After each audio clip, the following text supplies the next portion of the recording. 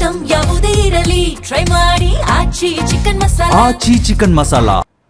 ತಮಿಳುನಾಡಿನಲ್ಲಿ ಡಿಎಂಕೆ ಕೋಟೆಯನ್ನ ವಿಜಯ್ ಉಡೀಸ್ ಮಾಡಿದ್ದೇ ರಣರೋಚಕ. ವಿಜಯ್ ಎಷ್ಟರ ಮಟ್ಟಿಗೆ ಗೆಲ್ತಾರೆ ಅಂತ ಅಂದುಕೊಂಡಿದ್ದ ಸ್ಟಾಲಿನ್ಗೆ ದಳಪತಿ ಮುಟ್ಟಿ ನೋಡಿಕೊಳ್ಳುವ ಹಾಗೆ ಶಾಕ್ ಕೊಟ್ಟಿದ್ದಾರೆ.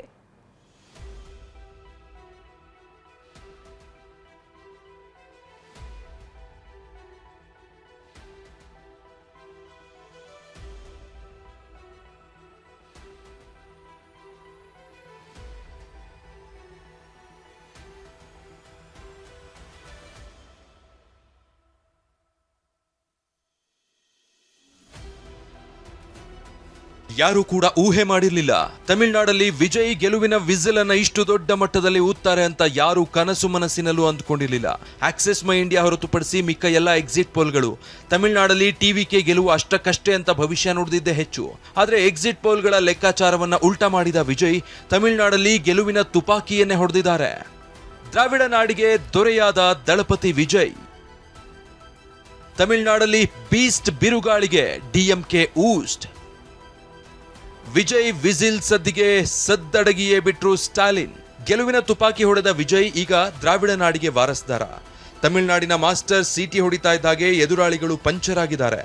10 ವರ್ಷದ ಹೋರಾಟ, 2 ವರ್ಷದ ನಿರಂತರ ಶ್ರಮದ ಫಲವಾಗಿ ವಿಜಯ್ ಕಟ್ಟಿದ ತಮಿಳಿಗ ವೆಟ್ರಿ ಕಳಗಂ ಪಕ್ಷ ಅತಿದೊಡ್ಡ ಪಾರ್ಟಿಯಾಗಿ ಹೊರಹೊಮ್ಮಿದೆ.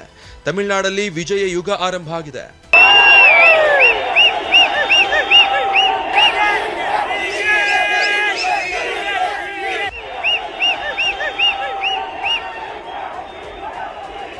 ತಮಿಳುನಾಡಲ್ಲಿ ಟಿವಿಕೆ 107 ಸ್ಥಾನಗಳಲ್ಲಿ ಗೆದ್ದು ಬಿಗಿದ್ರೆ ಡಿಎಂಕೆ 60 ಕ್ಷೇತ್ರಗಳಲ್ಲಿ ಖಾತೆ ತೆರೆದಿದೆ.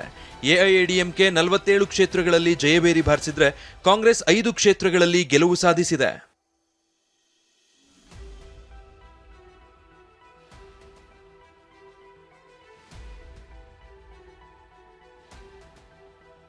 ವಿಜಯ್ ಪಾರ್ಟಿ ಗೆಲುವು ಸಾಧಿಸುತ್ತಿದ್ದಂತೆ ವಿಜಯ್ ನಿವಾಸದಲ್ಲಿ ಸಂಭ್ರಮ ಮನೆ ಮಾಡಿತ್ತು. ಅಭಿಮಾನಿಗಳು ಹೂವಿನ ಸುರಿಮಳೆ ಸುರಿಸಿದ್ರು. ತಮಿಳುನಾಡಿನಾದ್ಯಂತ ಸಂಭ್ರಮಿಸಿದ್ರು. ನಟಿ ತ್ರಿಷಾ ಕೂಡ ವಿಜಯ್ ನಿವಾಸಕ್ಕೆ ಆಗಮಿಸಿ ವಿಶ್ ಮಾಡಿದ್ರು. ಮ್ಯಾಜಿಕ್ ನಂಬರ್ ಮುಟ್ಟದ ವಿಜಯ್ ಯಾರ ಜೊತೆ ಮೈತ್ರಿ? ವಿಜಯ್ಗೆ ಕೈ ಜೋಡಿಸೋದು ಎಐಎಡಿಎಂಕೆನಾ ಇತರರೇನಾ? ಅತಿದೊಡ್ಡ ಪಕ್ಷವಾಗಿ ಹೊರಹೊಮ್ಮಿರುವ ಟಿವಿಕೆ ಸರ್ಕಾರ ರಚಿಸಲು 118 ಸ್ಥಾನಗಳ ಅಗತ್ಯ ಇದೆ. ಆದರೆ ವಿಜಯ್ ಬಹುಮತಕ್ಕೆ ಹತ್ತಿರದಲ್ಲಿದ್ದಾರೆ. ಹೀಗಾಗಿ ವಿಜಯ್ಗೆ ಬೇರೆ ಪಕ್ಷಗಳ ಬೆಂಬಲ ಬೇಕೇ ಬೇಕು. ಹಾಗಾದ್ರೆ ವಿಜಯ್ ಮುಂದಿರೋ ಆಯ್ಕೆಗಳೇನು ಅನ್ನೋದನ್ನ ನೋಡೋದಾದ್ರೆ, ತಮಿಳುನಾಡಲ್ಲಿ ಅತಿದೊಡ್ಡ ಪಕ್ಷವಾಗಿ ಹೊರಹೊಮ್ಮಿರುವ ಟಿವಿಕೆ ಸದ್ಯದ ವಾತಾವರಣದಲ್ಲಿ ಎಐಎಡಿಎಂಕೆ ಬಿಟ್ಟು ಇತರೆ ಪಕ್ಷಗಳ ಬೆಂಬಲ ಕೇಳಬಹುದು. ಪಟ್ಟಾಳಿ ಮಕ್ಕಳ್ ಕಚ್ಚಿ, ಕಾಂಗ್ರೆಸ್, ಐಯುಎಂಎಲ್ ಮತ್ತು ಸಿಪಿಎಂ, ದೇಶೀಯ ಮುರ್ಫೋಕು ದ್ರಾವಿಡ ಕಳಗಂ, ವಿದುತಲೈ ಚಿರುತೈಗಲ್ ಕಚ್ಚಿ, ಸಿಪಿಐ, ಡಿಎಂಡಿಕೆ ಬೆಂಬಲ ಕೇಳುವ ನಿರೀಕ್ಷೆ ಇದೆ. ಈ ಸಣ್ಣ ಪಕ್ಷಗಳ ಬೆಂಬಲ ಇದ್ರೆ ಟಿವಿಕೆ 118 ಸ್ಥಾನ ಗಳಿಸಬಹುದು. ಮತ್ತೊಂದು ಸಂಗತಿ ಏನಂದ್ರೆ, ಟಿವಿಕೆಗೆ ಬೆಂಬಲ ನೀಡುವುದಕ್ಕಾಗಿ ಕಾಂಗ್ರೆಸ್ ಒಲವು ತೋರಿದೆ ಅನ್ನೋ ಮಾಹಿತಿ ಇದೆ. ಯಾಕಂದ್ರೆ ತಮಿಳುನಾಡಲ್ಲಿ ರಾಜಕೀಯ ಸ್ಥಿರತೆಗಾಗಿ ಕಾಂಗ್ರೆಸ್ ಈ ಮೂಲಕ ಗೇಮ್ ಪ್ಲಾನ್ ಮಾಡಿಕೊಂಡಿದೆ. ಚುನಾವಣಾ ಪೂರ್ವದಿಂದಲೂ ಟಿವಿಕೆ ಜೊತೆ ಮೈತ್ರಿಗೆ ಮಾತುಕತೆ ನಡೀತಾ ಇದೆ. ಆದ್ರೆ ವಿಜಯ್ ಮಾತ್ರ ಈ ಕ್ಷಣದವರೆಗೆ ಯಾವ ಪಕ್ಷದ ಜೊತೆಗೂ ಮೈತ್ರಿಗೆ ಒಪ್ಪಿಲ್ಲ. ಆದ್ರೀಗ ಅನಿವಾರ್ಯವಾಗಿ ಬೆಂಬಲ ಪಡೆಯಲೇಬೇಕಾದ ಸ್ಥಿತಿ ವಿಜಯ್ಗಿದೆ. ತಮಿಳುನಾಡಲ್ಲಿ ಜೋರಾಯ್ತು ಸರ್ಕಾರ ರಚನೆ ಕಸರತ್ತು. ಟಿವಿಕೆ ಪಕ್ಷದ ಎಲ್ಲ ಅಭ್ಯರ್ಥಿಗಳು ರೆಸಾರ್ಟ್ಗೆ ಶಿಫ್ಟ್. ವಿಜಯ್ ತನ್ನ ಪಕ್ಷವನ್ನ ಅಧಿಕಾರಕ್ಕೆ ತರೋದ್ರ ಜೊತೆಗೆ ತಾವು ಸ್ಪರ್ಧಿಸಿದ್ದ 2 ಕ್ಷೇತ್ರದಲ್ಲಿ ಭರ್ಜರಿ ಗೆಲುವು ಸಾಧಿಸಿದ್ದಾರೆ. ಪೆರಂಬೂರು, ತಿರುಚಿ ಪೂರ್ವದಲ್ಲಿ ಜಯಬೇರಿ ಬಾರಿಸಿದ್ದಾರೆ. ಸ್ಟಾಲಿನ್ ಕೊಳತ್ತೂರಿನಲ್ಲಿ ನೆಲ ಕಚ್ಚಿದ್ದಾರೆ. ಸದ್ಯ ವಿಜಯ್ಗೆ ಬೆಂಬಲದ ಅಗತ್ಯ ಇದ್ದು ಗೆದ್ದ ಅಭ್ಯರ್ಥಿಗಳನ್ನ ಸೇಫ್ ಮಾಡ್ತಿದ್ದಾರೆ. ಇದೇ ಕಾರಣಕ್ಕೆ ತಮ್ಮ ಅಭ್ಯರ್ಥಿಗಳನ್ನ ರೆಸಾರ್ಟ್ಗೆ ಶಿಫ್ಟ್ ಮಾಡಿದ್ದಾರೆ.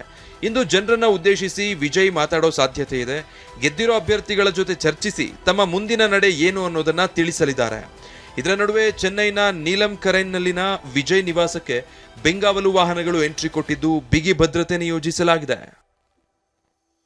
ವಿಜಯ್ ಗೆಲುವಿಗೆ ವರವಾಯಿತು ಯುವ ಮತದಾನ.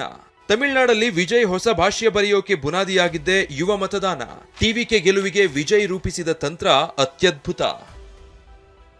ತಮಿಳುನಾಡಲ್ಲಿ ಯುವ ಮತ ಸೆಳೆಯುವಲ್ಲಿ ವಿಜಯ್ ಸಕ್ಸಸ್ ಆಗಿದ್ದಾರೆ. 18ರಿಂದ 39 ವರ್ಷದೊಳಗಿನ 42% ಮತದಾರರು ತಮಿಳುನಾಡಲ್ಲಿದ್ದಾರೆ. ಇದೇ ವಿಜಯ್ಗೆ ಪ್ಲಸ್ ಪಾಯಿಂಟ್ ಆಗಿದೆ. ಐಟಿ ಉದ್ಯೋಗಿಗಳು, ವಿದ್ಯಾರ್ಥಿಗಳಿಗೆ ನಾನಾ ಕಾರ್ಯಕ್ರಮ ರೂಪಿಸುವ ಮೂಲಕ ವಿಜಯ್ ಗೆಲುವಿನ ಬಾವುಟ ಹಾರಿಸಿದ್ದಾರೆ.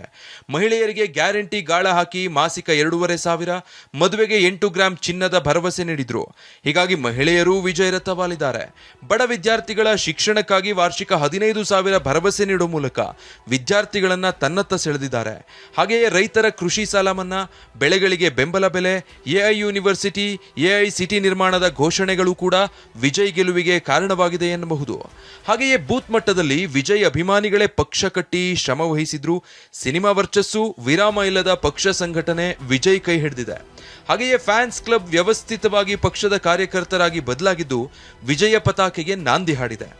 ದಶಕಗಳಿಂದ ಡಿಎಂಕೆ ಮತ್ತು ಎಐಎಡಿಎಂಕೆ ನಡುವೆಯೇ ಅಧಿಕಾರ ಹಂಚಿಕೆಯಾಗ್ತಾ ಇತ್ತು. ಹೀಗಾಗಿ ತಮಿಳುನಾಡಿನ ಜನ ಕೂಡ ಬದಲಾವಣೆ ಬಯಸಿದ್ರು. ಸರಿಯಾದ ಸಮಯಕ್ಕೆ ಎಂಟ್ರಿ ಕೊಟ್ಟ ವಿಜಯ್ ವಿಸಲ್ ಹೊಡೆದು ವಿಜಯದ ಬಾವುಟ ಹಾರಿಸೇ ಬಿಟ್ಟಿದ್ದಾರೆ.